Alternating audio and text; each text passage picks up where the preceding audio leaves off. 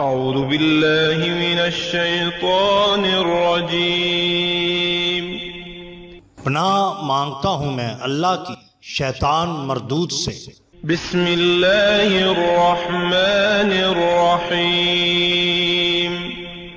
شروع اللہ کے نام سے جو بڑا مہربان نہایت رحم والا ہے۔ محترم ناظرین، ہم اپنی آج کی ویڈیو میں ایک معصوم سید زادی اور ایک مجوسی کا حیران کن قصہ آپ کے سامنے پیش کریں گے، جو یقیناً آپ کے لیے دلچسپی کا باعث ہوگا۔ ناظرین کرام، ملک سمرقند میں ایک بیوہ سید زادی رہا کرتی تھی۔ اس کے چند بچے بھی تھے۔ ایک دن وہ اپنے بھوکے بچوں کو لے کر ایک رئیس آدمی کے پاس پہنچی اور کہا کہ میں سید زادی ہوں، میرے بچے بھوکے ہیں، انہیں کھانا کھلاؤ۔ وہ رئیس آدمی جو دولت کے نشہ میں مخمور تھا اور برائے نام مسلمان تھا، کہنے لگا اگر تم واقعی سید زادی ہو تو کوئی دلیل پیش کرو۔ بوڑھی سید زادی بولی، میں غریب بیوہ ہوں، میری زبان پر اعتبار کرو کہ سید زادی ہوں، اور کیا دلیل پیش کروں؟ وہ بولا، میں زبانی جمع خرچ کا معتقد نہیں، اگر کوئی دلیل ہے تو پیش کرو ورنہ آپ جا سکتی ہو۔ وہ سید زادی اپنے بچوں کو لے کر واپس چلی گئی اور ایک مجوسی رئیس کے پاس پہنچی اور اپنا قصہ بیان کیا۔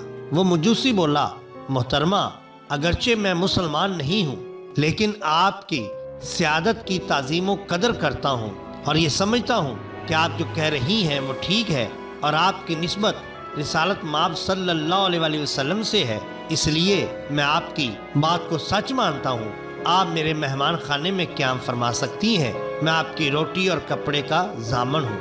یہ کہا اور اسے اپنے ہاں ٹھہرا کر اسے اور اس کے بچوں کو کھانا کھلایا اور ان کی بڑی خدمت کی۔ رات ہوئی تو وہ برائے نام مسلمان جس نے سید زادی کو واپس لوٹایا تھا، جب سویا تو اس نے خواب میں رسالت مآب صلی اللہ علیہ وآلہ وسلم کو دیکھا، جو ایک بہت بڑے نورانی محل کے پاس تشریف فرما تھے۔ اس رئیس نے پوچھا، یا رسول اللہ صلی اللہ علیہ وآلہ وسلم، یہ نورانی محل کس کے لیے ہے؟ آقا کریم صلی اللہ علیہ وآلہ وسلم نے فرمایا، مسلمان کے لیے۔ وہ بولا، تو حضور کیا میں اس محل میں جا سکتا ہوں؟ کیونکہ میں بھی مسلمان ہوں، میں بھی آپ کا امتی ہوں، کیا مجھے یہ عطا ہو سکتا ہے؟ حضور نے فرمایا، اگر تم مسلمان ہو تو اپنی اسلام کی کوئی دلیل پیش کرو۔ وہ رئیس یہ سن کر بڑا گھبرایا اور پریشان ہوا کہ میرے پاس اسلام کی کیا دلیل ہے؟ رسالت مآب صلی اللہ علیہ وسلم سے کہنے لگا، یا رسول اللہ صلی اللہ علیہ وآلہ وسلم، میرے پاس تو اس کی کوئی دلیل نہیں ہے۔ رسالت مآب صلی اللہ علیہ وآلہ وسلم نے فرمایا، میری بیٹی کل تمہارے پاس آئی تھی تو تو نے اس سے اس کی سیادت کا ثبوت مانگا تھا، دلیل طلب کی تھی، اور آج خود بغیر دلیل پیش کیے اس محل میں جانا چاہتے ہو؟ یہ ناممکن ہے۔ یہ سن کر اس کی آنکھیں کھل گئی، بڑا رویا، بہت پچھتایا۔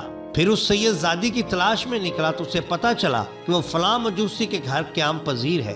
چنانچہ اس مجوسی کے پاس پہنچا اور کہا کہ مجھ سے جس قدر دولت چاہیے لے لو، لیکن اس سید زادی کی خدمت میرے سپرد کر دو۔ مجوسی بولا، میں وہ نورانی محل جو تو نے ٹھکرا دیا تھا، وہ نورانی محل جس سے تجھ کو دور رکھا گیا تھا، وہ میں نے خرید لیا ہے۔ اب یہ ناممکن ہے کہ میں اس سید زادی کی خدمت تمہارے سپرد کروں۔ سن لو، رسالت مآب صلی اللہ علیہ وسلم جو تمہیں خواب میں مل کر اس محل سے دور کر گئے تھے، وہ مجھے بھی خواب میں مل کر کلمہ پڑھا کر اس محل میں داخل فرما گئے ہیں۔